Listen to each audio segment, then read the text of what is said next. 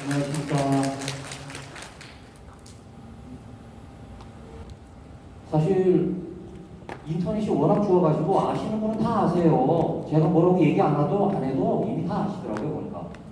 그런데 조금 애매한 것이 있습니다. 그리고 경험마다 많이 조금 다른 게 있어요. 그래서 뻔히 아는 얘기를 자꾸 드리고 하는 건 좀 그렇고, 조금 애매한 거를 솔직하게 좀 말씀드리고 사모분들께서 본인이 직접 선택하시면 훨씬 나을 것 같다 하는 것만 간단하게 하나 말씀을 드릴 건데요.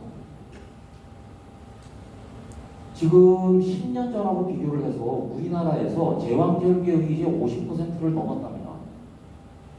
15년 전에 통계 나온 게 있는데 그때는 제왕절개율이 35%였어요. 근데 지금 이제 50%가 넘었습니다. 지금. 그럼 갑자기 A가 상태가 나빠지고 무슨 큰일이 나서 그러냐? 아니 뭔가 다른 뭔가가 있느냐?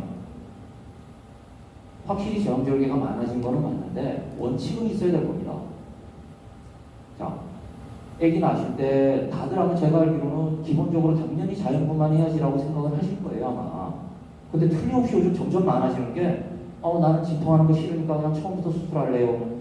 배에 흉터 생기는데 괜찮냐고 아무 상관없대요. 그냥 무조건 수술한다. 이러시는 분들이 옛날보다 많아진 것도 사실이에요. 그럴 때 그냥 무조건 겁나니까 한다든지 이게 아니라 기본 원칙은 가지고 생각을 하시는 게 좋겠다 해서 오늘은 그 원칙에 대해서 좀 말씀을 드리려고 합니다. 자,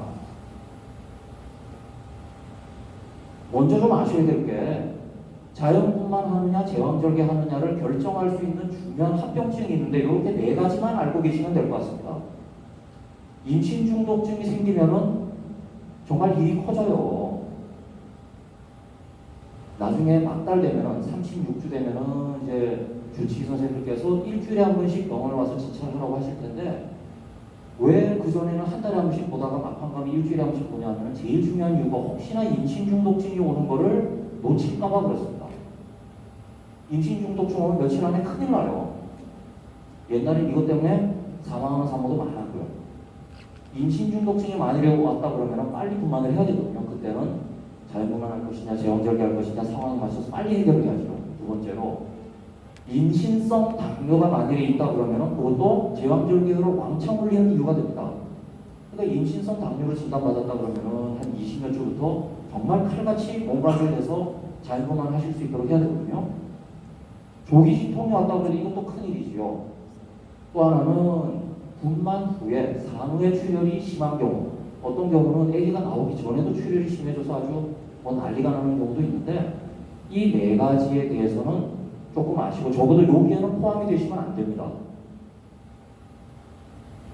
이거는 제가 강연 올 때마다 거의 보여드리는 사진인데 100몇십 년 전 우리나라 제일 처음 이제 미국 선교사가 와서 광연이라는 것을 열었을 때 그때 산모입니다. 산모. 근데 산모인데 배가 저렇게 크지요. 임신 중독증에 걸린 산모예요. 근데 그 당시만 해도 저렇게 배가 크고 그럼 다들 장군감이다, 우량하다 이렇게 얘기하고 말았답니다. 이렇게 퉁퉁 붓고 배가 많이 커진 산모라면은 아마 며칠 안에 정말 죽느냐 사느냐를 왔다 갔다 했을 겁니다. 무조건 큰 게 좋은 건 아니란 얘기입니다.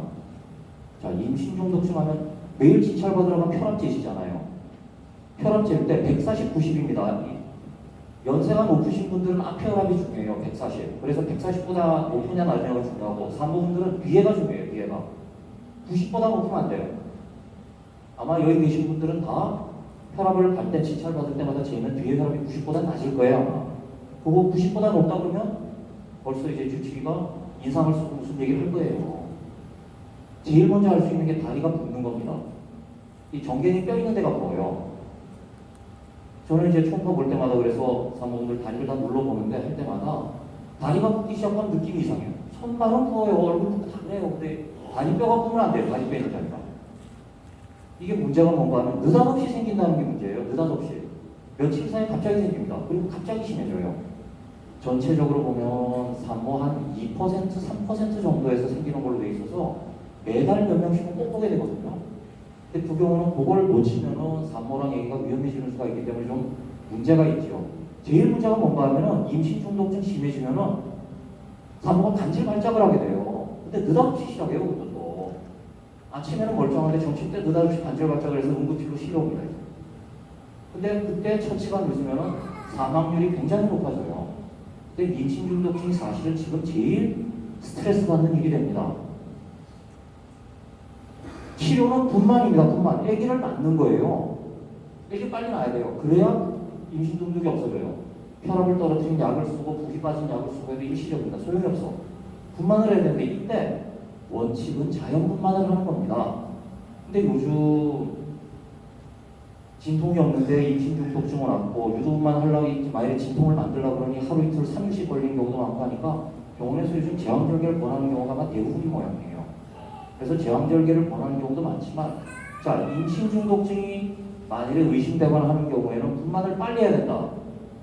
원칙은 자연 분만이다. 그런데 혹시 수술을 권하거나 할 때는 어느 정도 위험한지를 따져보고 정해야겠다. 갈수록 병원에서 의사들이 이제 제왕절개를 권하는 추세예요. 임신 중독증인 경우에. 만일에 임신 32주인데 임신 중독이 왔다 그러면 어떡하느냐? 그래도 나아야 돼요.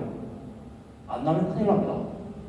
그 경우는 32주액이 나오면 2kg밖에 안 되는데 숨을 못 쉴 가능성이 많으니까 소아과 커버되는 병원에 가서 이제 얘기를 나야지요. 어쨌든 한 가지 진찰하는 데 중요한 게 뭐냐면 혈압 재는 겁니다.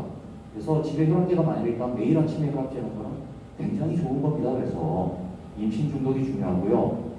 예방을 어떻게 하면 예방이 살 안 찌는 거예요. 체중 안 느는 겁니다. 그래서 아마 저한테 다니시는 사모님들은 이제 지겨워하실 거라 이제 체중 어쩌고 저쩌고 소리 할 때마다 그 기술을 자꾸 하니까 막 짜증내고 그러시더라고요. 나중에는 체중이 많이 안 느는 게 아주 중요합니다. 이거에 뭐 다른 거 없습니다. 그리고 이제 막 생기기 시작할 때 빨리 진단을 해서 빨리 얘기를 가야죠. 다른 방법 없습니다.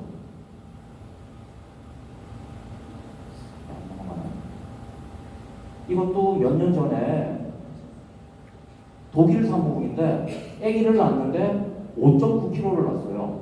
굉장히 터피게 낳습니다. 근데 이제 그 동네에서는 와 우리 아가를 낳았다, 와 잘했다 막 이렇게 약간 좋아했던 모양이에요.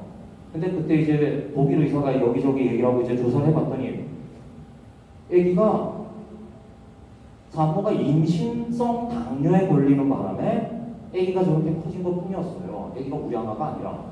그러니까 아기가 똘똘하고 뭐 근육이 많고 뼈가 굵은 게 아니고 살이 쪄서 5.9kg가 된 겁니다. 그냥 지방이 많아져서.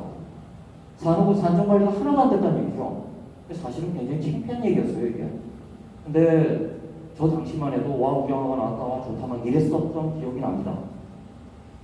임신 전에는 아무런 문제 없던 사람이 임신한 다음에 느닷없이 땅에 올라갑니다. 임신하면 갑상선이 나빠지기도 하고 간 기능이 떨어지기도 하고 여러 가지가 있는데 그 중에서 특히 당뇨 조절이 갑자기 안 되는 거예요. 그건 임신 초에 그런 게 아니라 한 24주 넘어가서 나타나거든요. 임신성 당뇨가 진단이 되면 인슐린 주사를 맞아야 돼요. 아니면 최소 식이요법을 해야 됩니다. 둘 중에 하나. 내과를 다녀야죠. 이게 컨트롤이 안 되면 나중에 이게 날 때 문제가 됩니다. 이제 25주 6주는 몰라요. 30주는 모릅니다. 근데 35주 6주 넘어가기 시작하면 표가 나기 시작해요. 근데 그때 가서 어머나 내가 조절해야 되는구나. 소용없습니다. 늦었어요. 그때는. 임신성 당뇨가 생기면 제왕절개율이 확 올라가게 됩니다. 자연분만이 힘들어지는 수가 많아요. 왜냐하면 거대화가 많이 생기거든요. 그 다음에 몸에 지방이 많아지니까 소화비만이 많이 생겨요. 정말 조심을 해야죠. 난산하는 경우도 많고 애기 낳고 나서 출혈될 확률도 확 올라가게 됩니다. 임신성 당뇨는 꼭 피해야 합니다. 근데 이것도 예방하려면 제일 중요한 게 적절하게 체중 드는 게 제일 중요해요. 체중이 막 20kg, 25kg씩 드는데 멀쩡하길 바라면 안 됩니다. 힘들어요, 그렇게 되면. 제일 중요한 거는 적절한 체중 증가입니다. 진통이 계속 있으면 별 수 없습니다. 자궁이 열리는 몸이 빨리 나야 돼요. 되게 자연분만을 하게 됩니다. 조기 진통 때문에 어쩔 수 없이 낳는다면 자연분만을 하는데 아기가 미숙하기 때문에 중간에 나오면서 아기가 그 분만 스트레스를 못 견디는 수가 많아요. 그래서 수술로 넘어가는 경우가 확 많아집니다. 적어도 37주까지는 아기를 끌어주는 게 좋고 이론적으로 36주는 최소한 넘겨주는 게 좋겠습니다. 왜 생기느냐? 원인 몰라요. 대부분 모릅니다. 근데 밝혀져 있는 원인 중에 제일 많은 게 뭐 자궁이 충격을 받아가지고 배가 뭉치고 그럴 수도 있지만 제일 많은 거는 세균이 자궁에 들어가서 그런 겁니다. 무슨 균이 들어가냐? 모르죠? 그 수많은 그게 뭔지 모르지만 그게 원래는 자궁 속으로 들어가면 안 되는데 그게 속으로 침범을 한 거예요. 그 균이 자궁을 자극해서 진통을 오게 만드는 겁니다. 그게 제일 흔합니다. 근데 이래봐야 세균 감염 때문에 조기인통이 왔구나라고 진단되는 경우가 10%가 안 되는 걸로 알고요. 대부분은 원인을 몰라요. 첫째 때 조기진통 있었다고 해도 둘째, 셋째 안 그런 사람이 대부분이거든요.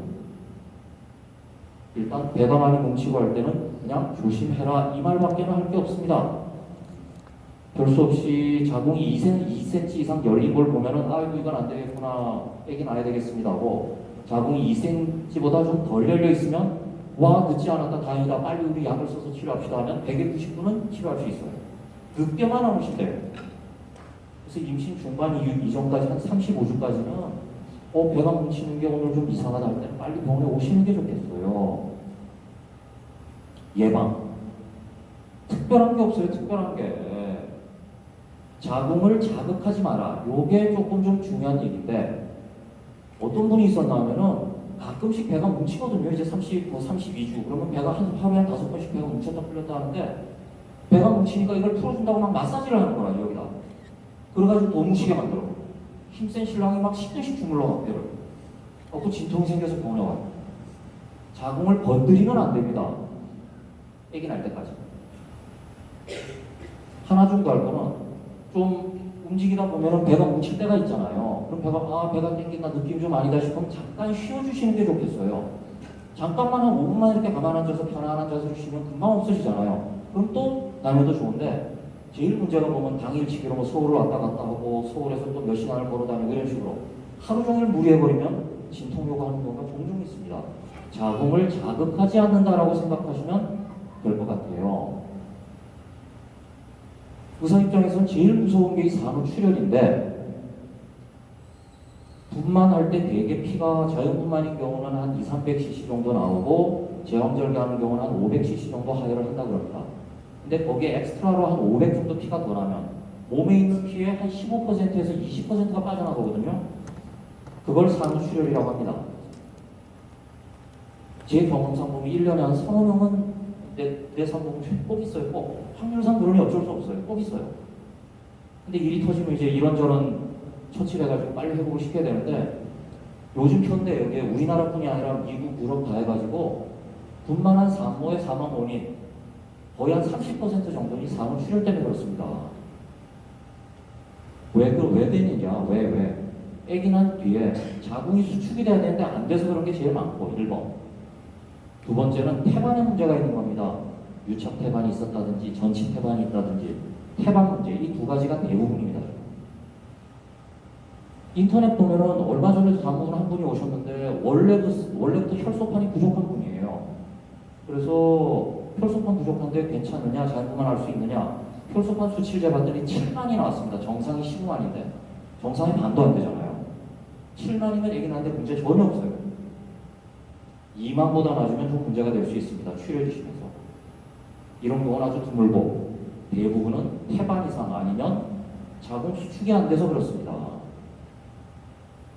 2년 전에 1년 반은 넘었고 2년쯤 됐는데 제가 당직을 쓰고 있는데 저 말고 이제 다른 원장님 성분이었는데 자궁문은 다 열리고 애가 안 내려와서 그냥 안 되겠다 그러고 이제 제왕절개를 했는데 제왕절개하고 나서 봤더니 자궁이 파열이 돼 있는 거예요. 애기가 커서 내려오면서 자궁 그걸 쭉 긁어서 찢어놓은 겁니다. 피가 와장창 났지요. 그래서 병원에 있는 피 전부 수혈 다 하고 한 10몇 개 수혈하고 대학병원으로 가서도 피를 한 20개 정도는 더 수혈을 하고 그래서 한 번은 멀쩡해서 한 일주일 있다 다시 오셨는데 자궁이나 산도에 파열이 돼가지고 되는 경우가 사실은 제일 급하고 의사가 놓치기도 쉬워요. 진단하기가 이건 거의 힘들거든요. 저런 경우는 발견을 빨리 하는 게 좋은데 어쩔 수가 없습니다. 그렇다고 미리 준비할 수도 없는 거고 제일 신경 써야 되는 거는 자궁 수축 제대로 안 되는 걸 빨리 체크해가지고 약을 투여하는 게 제일 중요하고 태반이 안 좋을 경우 특히 전치 태반인 경우에는 얼마 전에도 저 전치 태반 사모은 수술을 했는데 그냥 피를 갖다가 한 10몇 개씩 그냥 다 쌓아놓고 준비하고 기다리고 있는 거라. 애기 낳고 그럼 이제 수혈을 쭉 하면서 몸에서 빠지는 만큼 보충하고 하면서 지혈을 해야 됩니다. 자, 지금 같은 이런 상황만 문제가 없으면 되는데, 이 또한 산후 출혈을 예방한다고 그럴 때 뭐가 제일 중요하냐? 일단 출혈되는 거니까 철분제 열심히 드시는 게 중요하죠. 저한테 다니시는 분은 잔소리 듣는 지겨우실 거야. 철분제 열심히 먹어라. 빈혈 수치 좋아서 나쁠 게 전혀 없다. 그 다음에는 결국은 운동 열심히 하고 체중 유지하는 겁니다. 이것도 다른 거 없습니다. 나머지는 의사가 알아서 할 일입니다. 여기서 제대로 안 되면 자연분만 못하죠. 다 수술하겠죠. 지금 말씀드린 것들이 자연분만을 하고 싶은데도 할 수가 없는 중요한 이유들입니다. 이거 말고는 본인 의지만 있고 애기만 크지 않으면 자연분만 다 가능합니다. 자, 한 10년 전만 해도 우리 지금 다 무통분만 생각하시잖아요. 진통 오면 여기에다 척추에다가 딱 바늘을 찔러서 진통 없이 배가 안 아프게 애기 낳는다 이렇게 알고 계시죠? 10년 전에는 이게 안 됐어요. 의료보험이 안 됐습니다. 제가 알기로는 이게 의료보험이 된 지 한 6, 7년 정도 된 걸로 알고 있거든요. 왜 의료보험이 된다 하면 옛날에는 아파도 다 얘기를 할 수 있는데 그 안 아픈 거는 네가 하고 싶어 한 거니까 의료보험 안 된다. 그래서 이제 비용이 꽤 나왔던 것 같은데 우리나라 보건공단에서 조사를 해봤어요. 무통분만을 한 산모분들이 훨씬 자연분만을 잘하는 거야. 제왕절개가 훨씬 적어. 그래서 통계가 나오니까 의료비가 훨씬 감소가 됐어. 그래서 그다음부터 차라리 무통분만을 100% 의료보험을 해드리고 자연분만을 유도하는 게 좋겠다. 그래서 바뀌었습니다, 지금. 그래서 지금 무통분만을 시술하는 거는 시술료가 없고 약값도 없고 다 공짜. 왜냐하면 자연분만 확률이 올라갈 테니까. 근데 이것도 인터넷 보면 굉장히 막 헛소문 비슷한 말도 안 되는 소리가 많지요. 무통 시술한다고 뭐 하다가 뭐 허리를 못 쓴다부터 시작해가지고 무통 시술하면 제왕절개를 더 많이 한다고 내가 읽어봐도 기도하지 않은 헛소리인데 그런 얘기가 인터넷에 버시시 돌아다니더라고요. 말도 안 되는 소리고 가능하시다면 무조건 할 수만 있다면 무통 시술을 하고 정신 바싹 차리고 자연분만하는 것이 좋습니다. 무조건 그게 좋습니다. 예전에 무통 시술이라는 게 없을 때는 다들 아실 텐데 라마스 호흡법 이런 건 지금도 유명해요 사실은. 그리고 이거는 막판에 아기 나오기 직전에는 도움이 좀 됩니다. 정말로 통증이 조금 감소되는 느낌이 나긴 나요. 근데 이것도 크게 기대하기는 힘들어요. 결국은 무통 시술하는 게 제일 낫습니다. 이건 웬만하면 꼭 하시기를 권해요. 이 동네에서 근데 사실은 어제 통영 보성모 해가지고 이 근처가 다 그런데 병원마다 마취과 선생님이 저희도 지금 마취과 선생님 한 분밖에 없고 대우병원도 한 분밖에 없고 미스맘 거기는 지금 마취과 선생님 없어서 백병원에 있는 선생님이 와서 해주시고 그러니까 마취과 선생님이 2분 이상 계신다 그러면은 이 양반들도 당직을 짜가지고 이제 저처럼 병원에서 자면서 밤 2시에 와도 무통시술하고 이렇게 할 수가 있는데 한 분밖에 없으니까 예를 들어서 새벽 3시에 만일에 산모분이 온다 그러면은 이 마취과 선생님은 1년 내내 잠을 못 자게 되거든요. 이제 1년 내내 아무 데나 못 가게 되잖아요.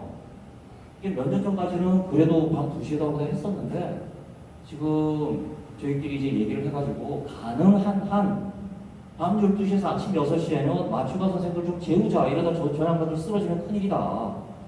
그래서 웬만하면 밤 12시에서 아침 6시까지는 좀 무통시술을 좀 하지 말자로 돼 있습니다. 지금 이게 요 동네 특성인데 지금 대도시도 서울 부산도 마찬가지예요. 마취과 선생님이 2명 3명씩 있는 경우는 사실 없거든요. 지금 그래서 제가 항상 말씀드리는 게 느낌이 좀 싸늘해서 이상하면은 아예 밤 9시, 10시에 먼저 와가지고 체크를 하시는 게 좋겠어요. 우리도 그렇고 미스맘도 그렇고 대우병원도 마찬가지입니다. 그래서 미리 체크해서 괜찮으면 바로 시술하실 수가 있고 또 만일에 밤 2시에 오셨는데 너무 많이 아프시면 괜찮아요. 해달라고 하시면 됩니다. 마취과 선생님 찾아서 와서 다 해주세요. 근데 이걸 루틴으로 하기 시작하면 안 되기 때문에 제가 여기서 사실 사담인데 말씀을 드리는 거고요. 밤 2시에 배가 아파서 오실 분들이면 솔직히 말씀드리면 저녁 때부터 배가 좀 아프다 말다 했을 거예요 아마. 근데 괜찮겠지 하고 누워있다가 이건 아니겠다 하고 한밤중에 오시는 분들이 많아서 조금 저녁 때 느낌이 안 좋으면 먼저 오시는 게 어떨까 생각을 합니다. 그건 제가 죄송한 말씀입니다. 할 수 있으면 무통분만은 꼭 하시고 자연분만 하시는 게 좋겠습니다. 정말 애매한 게 뭔가 하면 오늘도 아까 아침에 제가 산모분 보는데 39주인데 아기가 벌써 한 3.9kg, 4kg 가까이 된 얘기가 있어요. 머리 크기는 41주 크기야. 그래서 이거는 그냥 유도만 하는 게 나을 수도 있겠다. 그러니까 유도만 하고 수술 많이 하잖아요. 딱 첫 마디가 그렇게 하죠. 이렇게 얘기를 하세요. 유도만이라는 얘기는 많이 들으셨을 텐데 이게 대단한 게 아닙니다. 되게 이제 막달되면은 자 너무 시간 끌지 말고 빨리 낳는 게 애기 작을 때 낳는 게 좋으니까 운동 열심히 하세요. 근데 걷기 운동 같은 거 좀 하시면은 배가 살살 땡기잖아요. 결국 조금 걸어준 것이 진통을 유도한 거거든요. 이게 걸었더니 배가 땡기더라고. 그런데 아침 8시부터 저녁 8시까지 12시간 계속 걸으면 진통 올 거야 아마. 계속 배가 땡겨. 근데 그렇게 할 수가 없지요. 사람이 힘들어서. 그러니까 그렇게 하는 것 대신에 링겔을 맞는 겁니다. 그냥. 걷는 거와 똑같아요. 그러니까. 근데 보면은 일단 진통만 생기면 그 다음에 아기가 나오는 거는 자연적으로 진통이 생겨서 병원에 오신 거나 유도만 시작한 거랑 똑같습니다. 그렇다고 그러니까 유도만 시작한다 그래서 제왕절개율이 올라가는 거는 절대로 아니에요. 오히려 유도만이라는 거는 자연분만을 가능한 한 꼭 하기 위해서 시도하는 겁니다. 이거는 언제 시도하느냐? 요거 하나는 확실해요. 아기가 임신 41주가 넘어가면 이건 안 돼요. 해야 돼요. 왜냐하면은 임신 42주가 되면은 제왕절개율이 너무 많이 올라가게 돼요. 그러니까 늦어도 41주를 넘기지 마라. 그러니까 보통 예정일보다 한 일주일에서 열흘 정도까지는 기다릴 수 있지만 그 이상 기다리지 말고 빨리 아기 낳아라. 이게 제일 중요한 이유입니다. 되게 이렇게 임신 41주 됐는데도 진통이 안 오시는 분들이 10명에 1명이 안 돼요. 사실. 한 5%, 7% 정도 될 거예요. 그러니까 대부분은 이전에 진통이 오니까 없지만 혹시나 이때까지 가면은 아 너무 늦게는 안 되겠구나. 빨리 아기 낳는 게 좋겠다. 이렇게 생각하시는 게 좋겠고요. 아기가 너무 크면 문제가 있겠죠. 근데 문제는 너무 크다는 기준이 없어. 이게 몇 킬로가 크냐? 없어요. 저희 병원 조리원들 얼마 전에 나가신 분이 있는데 4.6kg도 잘 가신 분이 있고 올해 기록이 2.58kg인데 2.58kg를 못 나서 수술하신 분도 있어요. 이건 정해진 게 없습니다. 그러니까 아기가 클수록 당연히 수술 확률은 올라갈 테니까 너무 커지기 전에 자연분만 하려면 유도분만이라도 시도를 하자 이렇게 얘기할 수 있을 거고요. 자궁 상태가 나빠지면 아기 낳아야 돼요. 자궁이 나빠지면. 자궁 상태 나빠졌다는 얘기는 양수가 확 줄든지 태반이 기능이 나빠져서 아기한테 산소 공급을 못하든지 둘 중에 하나. 이거는 막달 들어서 가서 일주일마다 초음파를 자세히 보다 보면 야 지난주보다 이번 주에 양수가 확 줄고 이거 안 되겠다. 애가 먹고 살 게 없으니까 빨리 낳아야 되겠다. 그럼 빨리 유도분만을 생각할 수는 있을 겁니다.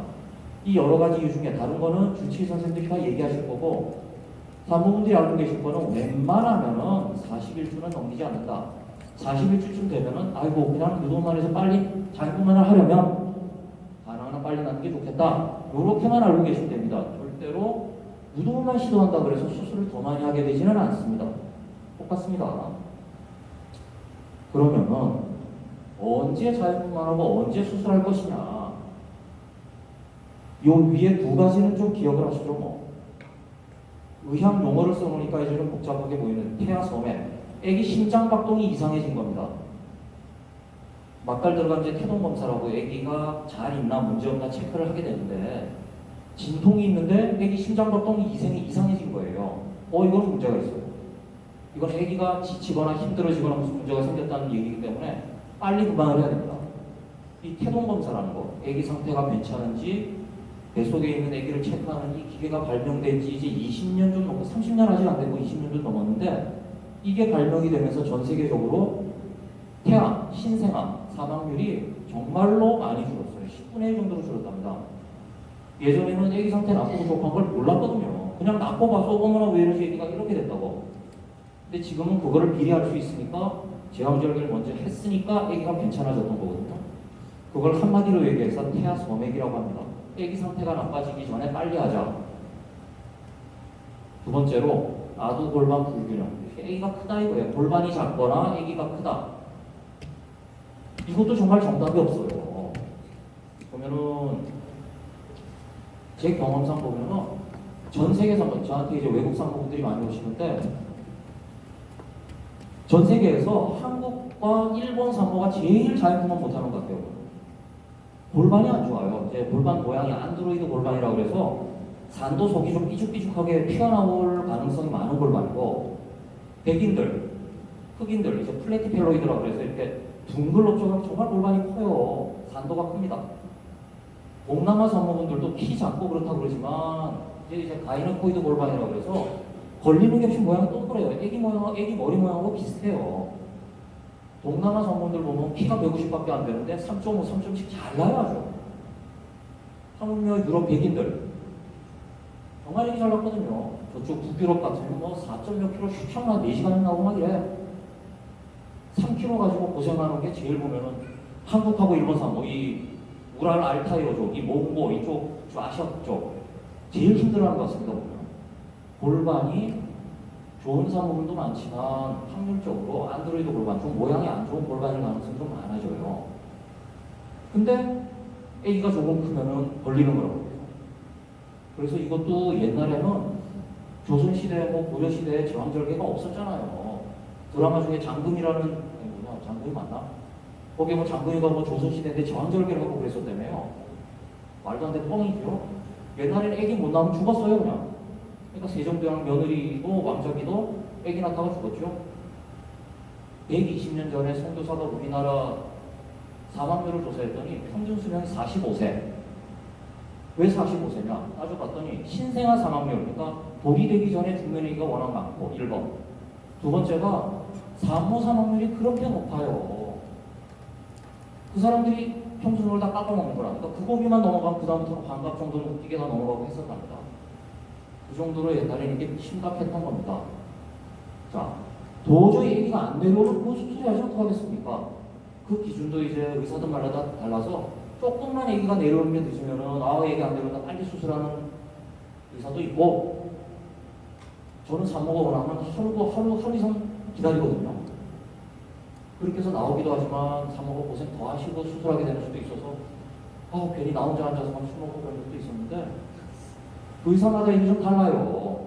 그러니까 저도 지금 같으면 막달 되면은 산모분하고 내가 미리 얘기를 다 해요. 야, 니 어떡할래? 나는 끝까지 해볼 거예요. 그러면 우리 끝까지 한번 해보자. 근데 처음부터 이제 내가 할 수 있었다면 내 친구는 못하는데 처음부터 막 자신이 없으면 참 힘들 거예요. 그러면 그런 경우는 이제 남편하고 또 얘기하고 따로 준비를 해야죠. 나. 어쨌든 태아 나빠지는 거는 이거는 미리 예측할 수도 없고 진통해봐야 알고, 이거는 병원에서 의사들이 알아서 해줍니다. 그럼 수술해야죠. 아기가 골반이 크고 작고는 이걸 어쩔 수 있나요? 친정엄마가 그렇게 놔주신 거 이미 끝이에요. 그러면 놔주신 게 끝. 아기가 크지 않도록 만들 수는 있죠, 그죠? 물론 신랑이 키가 185가 돼가지고 신랑 닮아서 막 이렇게 크고 하면은 좀 산모 입장에서 억울하지 뭐. 그럴 수는 있지만 아기가 살이 왕창 찌면 잘 안 나오는 건 사실이에요. 그저께 밤 12시에 수술한 산모분이 있는데 A가 3.9kg였거든요. 근데 산모분이 키가 170이 넘어요. 골반도 아주 좋고. 어떻게 자연분만 잘할 수 있겠냐 그랬더니 자기는 할 수 있을 것 같아. 걱정 없대.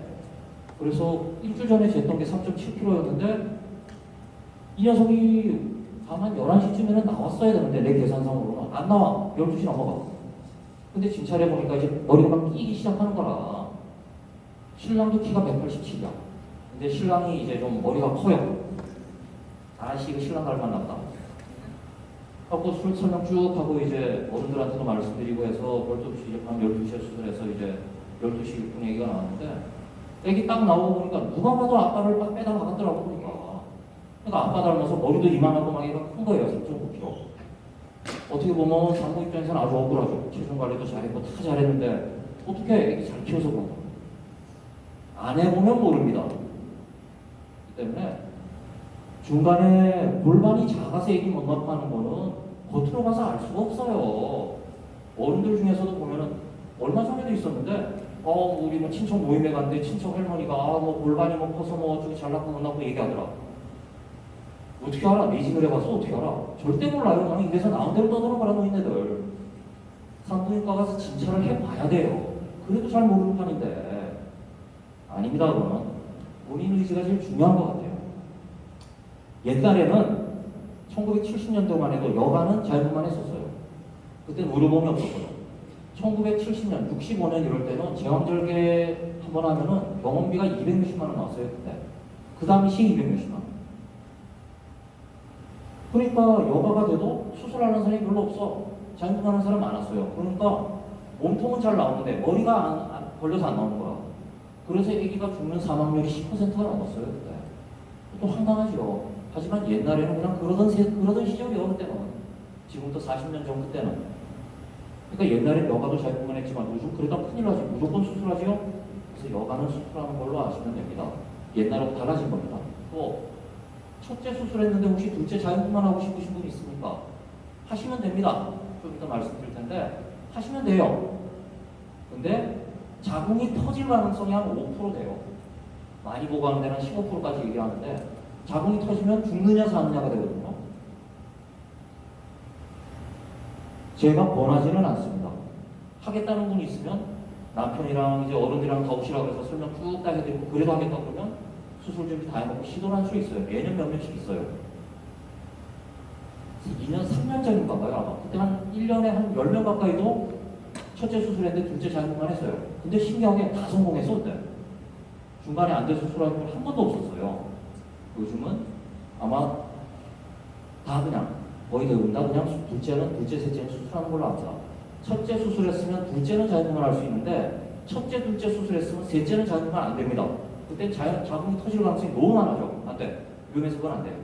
둘째는 한번 원하시는 분들이 할 수 있다는 얘기고 요거 하나는 좀 알고 계셔야 되는데 저한테 오신 분한테 제가 여쭤봐요. 첫째 왜 수술했나요? 물어보면은 자궁이 안 열려서 수술했어요 라고 얘기하시는 분이 진짜 많아. 지금도 많아요. 지금도. 세상에 자궁이 안 열리는 게 있을까요? 자궁이 왜 안 열려? 아기를 낳아야 되는데. 자궁이 천천히 열릴 수는 있겠지. 자궁이 안 열리면 어쩌라고 그럼 뭐 임신 몇 달까지 키우라고? 아니야. 다 열리고 나와요. 근데 자궁이 열리는데 어떤 사람은 빨리 열리지만 어떤 사람은 이틀이 걸릴 수 있고 3일이 걸릴 수 있고 천천히 열릴 수도 있잖아요. 그러면 느긋하게 밥 먹고 내가 좋아하는 거 있잖아요. 순리대로 느긋하게 기다리고 있으면 천천히 열리면서 얘가 천천히 내려오는데 이것도 잘못하면 오늘 밤에 또 한밤중에 얘기 나오겠네. 그럼 잠 못 잘 테니까 안 되겠고 저녁 때 무슨 약속이 있는데 그 전에 빨리 얘기 나야 되겠고 서두르니까 자궁이 안 열리니까 수술하자는 말이 나옵니다. 자궁이 안 열리니까 수술하자. 이건 그건 아닙니다. 아마 다른 이유가 있다면 모르겠지만요. 그래서 기억하실 거는 아기가 나쁜 건 어쩔 수 없지요. 이거는 빨리 수술해야죠. 아기 힘들어하는데 어떡하겠어요. 골반이 작거나 그러면 아기가 끼어서 안 내려온다 그러면 어느 정도까지는 타협이 됩니다. 좀 더 머리가 찌그러져서 그 좁은 데를 지나갈 수 있느냐 볼 수 있지요. 근데 이제 주치랑 잘 상의해서 하시면 되고 여가 요즘 거의 다 수술하니까 됐고 지혜 수술도 약간 논란의 여지는 있지만 지금은 거의 다 수술하는 겁니다. 자 보면은 영국하고 미국하고 똑같은 사람이거든요. 유전자 똑같아요. 근데 영국은 첫째 수술하고 나서도 둘째 자유분만을 갖다가 한 50%는 시도해요. 둘째. 미국은 첫째 수술하면 거의 100% 둘째 수술 다 합니다. 왜 그런가 하면은 영국에서는 분만비를 자기들이 안 내. 나라에서 내주거든. 대신 이제 세금을 갖다가 원창 더 내겠죠. 영국에서는. 그러니까 일단 어차피 병원비는 자기가 안 내니까 일단 할 수 있는 거 다 해보는 거라. 그래서 영국에서는 보면 첫째 수술했잖아요. 그러면 둘째 일단 나는 자유분만 할래요가 기본이래요. 근데 조금 해보다가 좀 아프고 좀 뭔가 좀 늦잖아. 그럼 안 되겠다. 그냥 수술할게요. 수술로 다시 넘어가는 경우가 아주 많답니다. 그러니까 비용은 이만큼 나오겠죠. 그냥 처음부터 수술하는 것보다. 미국은 워낙 의료비가 비싸니까 제왕절개하면 한 2,500만 원 이상 나오거든요. 그러니까 아예 돈 더 들만한 뭐 이런 건덕지를 안 만들어. 아예 처음부터 그냥 수술하자 이럽니다. 그 차이입니다. 비용 차이가 커요. 어쨌든 첫째 수술했는데 둘째 자유분만 물어보시는 분들이 지금도 꽤 있으세요. 그럼 난 하고 싶으면 해라 그래 나는. 대신 요거는 신경을 써라. 자궁이 터질 가능성이 요 정도는 되는데 그러면 목숨이 왔다 갔다 한다. 정말 급해요 정말. 원칙이 자궁 파열되는 징후가 보이면 15분 안에 아기를 꺼내라고 돼 있어요. 그럼 수술비 다 해놓고 기다리고 있어야 돼요. 옆방에 수술비 해놓고 옆에서 자유분만 시도하는 거라. 그러니까 자유분만비 다 들지 수술비도 다 들어. 비용 똑같이 다 들어. 더 들죠 이제? 자 그렇게까지 할 필요가 있겠느냐? 요즘 그렇게 생각 안 하는 분들이 많은 거죠. 안전대책이 제일 중요합니다. 문제는 비싸서 그래 비싸서. 아무리 비싸도 그래도 우리나라에서는 이거 다 해봐야 200만 원도 안 해요. 그러니까 외국에서 보면 저한테 외국 산모들 와서 뭐 영국 산모, 프랑스 산모 와서 보면 깜짝깜짝 놀라요. 왜 이렇게 싸냐고. 그래서 혹시 여기는 싸구려 뭐 하나 엉뚱한 거 이러더라고요. 병원비가 문제지 결국은. 첫째 수술하시면 둘째 수술하시는 게 제일 안전합니다. 굳이 하신다 그러면 하셔도 상관없겠으나 몸 관리 잘하고 준비를 철저하고 하는 거를 다 체크를 하셔야 돼요. 이제. 자, 누구는 자연분만이 좋다고 그러고 누구는 수술이 좋다고 그러는 게 있는데 솔직히 얘기해서 틀리게 알고 계신 게 너무 많아요. 너무. 요것만 알고 계세요. 요것만. 자, 자연분만의 좋은 점이 뭐냐? 1번. 자연분만 하시면은 입원 조금 해도 되죠. 사실 하루나 이틀만 입원하면 됩니다. 그 다음에 몸조리가 중요하죠. 입원을 오래 하는 게 필요한 게 아니라 몸조리라는 게 필요해요.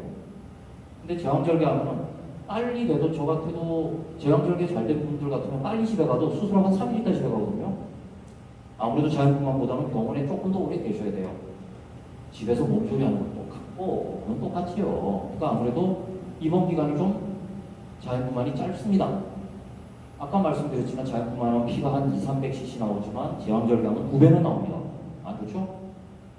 첫째를 자연분만 일단 잘해놓으면 아무리 첫째 때 막 힘들게 고생하고 나셨어도 둘째, 셋째, 넷째는 쉽게 샥샥 날 거예요. 제가 100은 아니고 90은 장담할 수 있어요. 일단 첫째 나면서 골반이 벌어졌기 때문에 그게 다시 100% 정상으로 안 돌아가고 조금 벌어진 채로 있어서 훨씬 쉽게 날 수 있는데 그게 백인들이나 다른 사람들보다 우리 한국 사람, 일본 사람들이 그게 좀 더 표가 많이 나는 것 같아요. 첫째는 좀 고생인데 둘째부터는 너무 뭐 낳고 나서 이렇게 깨끗해요 막 이런 분들이 많아요. 일단 첫째 잘 나면 좋은데 둘째부터 쉽게 잘 날 것이다. 근데 첫째 제왕절개 하고 나면은 그 다음에도 제왕절개 하면 만약에 첫째 제왕절개를 깔끔하게 잘 해놨으면은 둘째, 셋째 수술하는 게 그냥 비슷한 정도인데 시간이 첫째 수술하면서 의사가 이제 뭐 엉망으로 수술해 놓으면 다음 수술하는 게 정말 힘들어져요. 그래서 보면은 첫째는 자기가 수술했는데 둘째, 셋째는 자기가 수술 안 하는 산부인과에서도 있거든요. 보면은 그런 경우는 안 가시면 되죠. 어쨌든 수술하기가 좀 힘들어질 가능성이 있다. 제왕절개 하면. 지금 제가 아까 오기 전에 물어봤는데 우리 병원에서 자연분만 하고 만일에 2박 3일 입원하고 별다른 것 없이 나가시면 한 30몇만 원 내는 것 같아요. 자연분만 하면. 제왕절개 하면은 만약 4박 5일 정도, 5박 6일 정도 입원했다고 치고 한 80만 원 정도 나오나? 80만 원, 90만 원 그 정도 나오는 것 같아요. 어이구 3배로 비싸요. 자연분만이 훨씬 싸죠? 그 다음에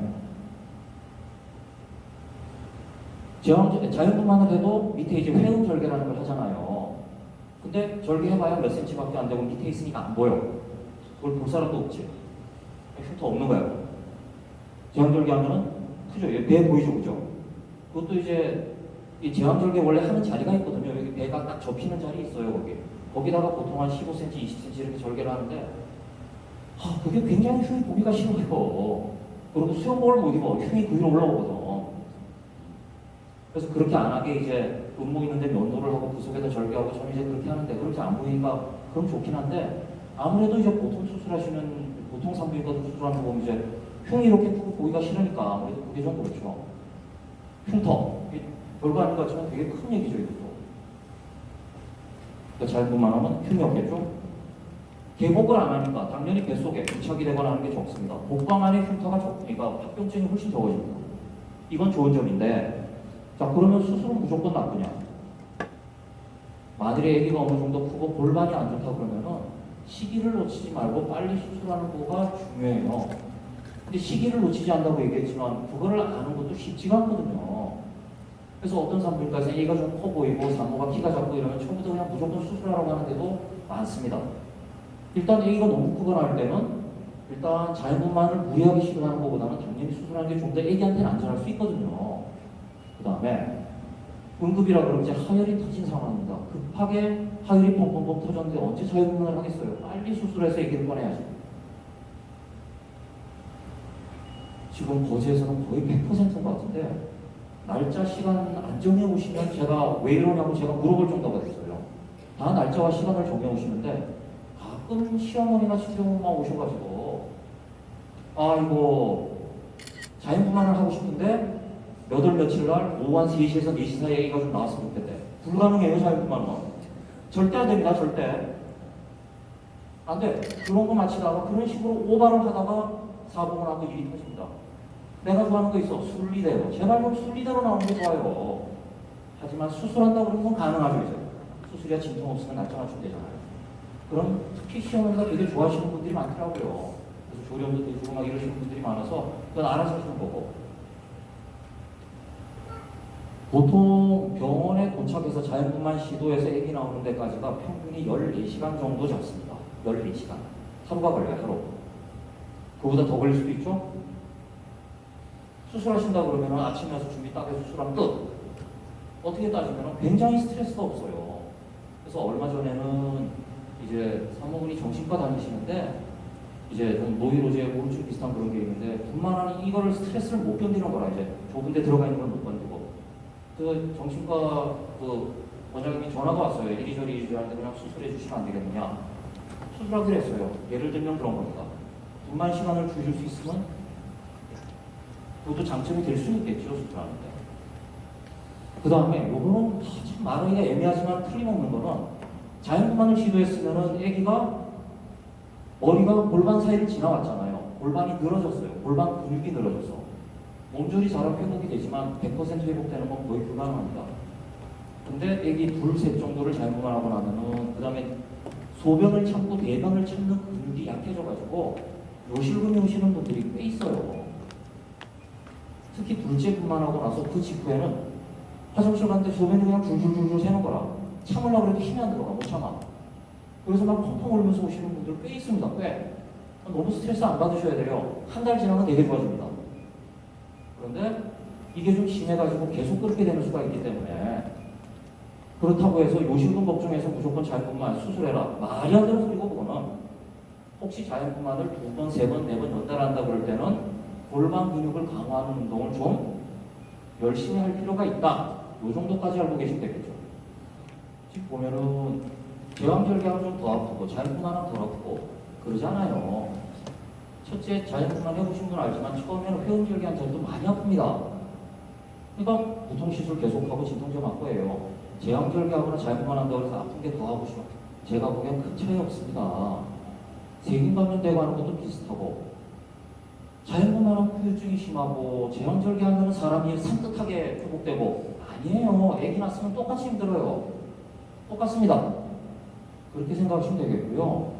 참 애매한 것이 이제 요다음부터 이제 말빨 센 사람이 이기는 건데 자연분만 하면 모유 성공률이 높고 수술하면 모유 성공률이 높지가 않대. 난생 처음 듣는 말도 안 되는 소리인데 너무 그럴듯하게 얘기를 하는 거라. 내가 들어도 막 그럴듯해 보여. 하지만 말이 안 된다니. 자연분만 하든 제왕절개 하든 애기 낳고 며칠 지나면은 모유가 저절로 도는 거고 그거는 분만 방법에 따라서 달라지지 않아요. 걱정 안 하셔도 됩니다. 자연분만 하면 애기 유대감이 있고 수술한다고 해서 유대감이 떨어지고 그러지 않습니다. 애기 낳고 제가 항상 좀 해드리고 싶은 게 애기 낳자마자 애기가 제일 먼저 보는 게 엄마가 됐으면 좋겠거든요. 근데 애기가 딱 나오면 일단 엄마한테 가서 엄마가 좀 안아주시는 거라. 제왕절개에도 그렇게 하면 돼요. 그래서 지금 보면은 미국 쪽 산모들은 안 그러는데 유럽 쪽 산모분들 애기 낳고 나서 보면은 둘째 있는데 첫째가 막 바닥을 계속 그냥 두는 경우가 많더라고요. 그리고 나중에 잘 놀았냐 그러서 손 씻어주고 뭐 다 호불호가 갈리겠지만 저는 그렇게 하는 게 나쁘다고 생각 안 합니다. 어쨌든 자연분만 한다고 아토피가 줄지는 않습니다. 그 다음에 요거 어떤 시어머니가 물어보시고 막 했는데 자연분만 하면은 애기가 나오면서 이제 쪼여서 나오니까 폐에 있는 양수가 더 잘 빠져가지고 애가 호흡을 잘한다. 제왕절개 하면 그러지 않으니까 호흡하는 게 힘들다. 이것도 아니거든요. 만일에 자연분만에서 나오면서 폐를 쫙 벌레 짜듯이 쫙 짜가지고 양수가 쫙 배출이 잘 되냐? 그럼 여기 있는 이 갈비뼈나 다 부서져야 되거든요. 애기 죽어요. 아무 상관이 없습니다. 그것도. 자, 지금 보기엔 아마 이쪽은 몇 가지 얘기 들어보신 게 있을 거예요 아마. 근데 큰 차이가 없고 요 앞에 거 말씀드린 그 정도 차이인데 거기에 크게 영향을 받는다고 그러면 처음부터 수술을 고려하실 수도 있겠으나 그렇지 않으면 원칙은 항상 자연분만하는 것이 원칙일 것입니다. 그게 맞습니다. 근데 갈수록 제왕절개율이 올라가는 이유가 의사들 책임이 큽니다. 사실은 조금만 뭐 이상해도 뭐 아주 시끄럽게 나오고 이런 것도 있지만 그런 것도 있고 사실은 보면은 수입 문제도 좀 있을 거고 여러 가지 걸리는 것들이 많아서 조금만 이상하면 옛날에는 아 지금 애가 조금 힘들하지만 우리 몇 시간만 더 해봅시다라고 원할 것도 그냥 수술하자 이렇게 나오는 경우가 많아서 문제라 일단 이런 쪽으로 이제 막달 들어서 분할 시작하기 전에 정확하게 예기와 산모 상태를 알고 설명 다 들으셔야죠 이제. 그래서 내가 수술을 해야 될 이유가 있느냐, 자연분만하는 문제가 되겠느냐, 잘 상담을 하세요. 신랑이랑 다시 들어가서 자세하게 다. 그리고 결심을 하셔야 돼요. 결심을. 그래 내가 한번 해보자. 이게 이걸 내가 해야 되나 말아야 되나 막 전적으로만 하시면은 제왕절개율이 올라가는 건 사실입니다. 때문에 참 중요한 게 보면은 12kg 체중 느는 거 중요해요. 이거는 저한테 다니는 분들은 맨날 듣는 얘기니까 뭐 외우고 계실 거고, 이거 말고 운동하시는 게 중요하고, 그 다음에는 주치의와 잘 상의하고 자기 몸 상태를 정확히 아셔서 자연분만 할 건지 안 그러면 아니다 수술할 건지를 정하시고, 아니면 수술한다고 하더라도 처음부터 수술하지 말고 자연분만 시리에서 어느 정도까지 열심히 하고 안 될 때 기준을 정해놓고 하는 것이 좋겠습니다. 네, 감사합니다.